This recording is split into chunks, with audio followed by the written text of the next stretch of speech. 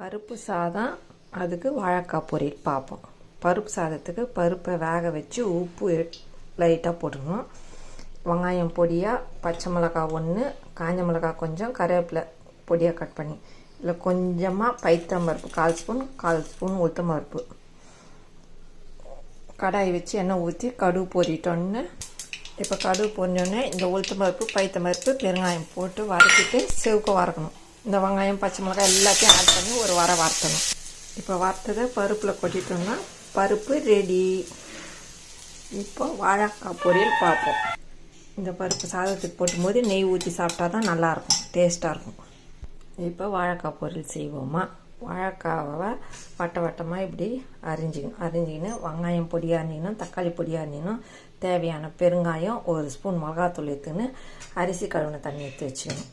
இப்போ வாழைக்காய் தாளிக்கலாமா? எண்ணெயை ஊற்றி கடுகு போட்டு பொரியட்டோன்னிட்டு பொரிய விடணும். நல்லா பொரியட்டும். கடுகு பொரிஞ்சோடனே வெங்காயத்தை போட்டணும். வெங்காயம் நல்லா வதங்கணும். இந்த தக்காளியை போட்டு நல்லா ஸ்மாஷ் ஆகிற அளவுக்கு வதக்கணும். நல்லா வதங்கணும். அப்போ தான் நல்லா டேஸ்ட்டாக இருக்கும். இப்போ தேவையான அளவு உப்பு இதுலேயே ஆட் பண்ணிக்கலாம். இப்போ வாழைக்காய் போட்டு நல்லா வதக்கணும். நல்லா வதங்கினா தான் நல்லா சேவுக்கும். நல்லா வதக்கணும். நல்லா இந்த எண்ணெயிலேயே நல்லா வதக்கணும். இப்போ பாருங்கள், நல்லா வதங்கிச்சு. இதில் பெருங்காயம், மிளகாத்தூள் ஆட் பண்ணிவிட்டு நல்லா வதக்கணும். இந்த அரிசி கழுவின தண்ணியை தேவையான அளவுக்கு மட்டும் ஊற்றுங்க, வேகட்டும். நல்லா ஹெல்த்தாந்து இந்த அரிசி கழுவின தண்ணி ஊற்றினா கலக்கிட்டு மூடிடுங்க. மூணா தான் வேகும் வாழைக்காய். எம்மியான வாழைக்காய் பொரியல் ரெடி. இந்த பருப்பு சாதத்துக்கு வாழைக்காய் பொரியல் அவ்வளோ டேஸ்ட்டாக இருக்கும்.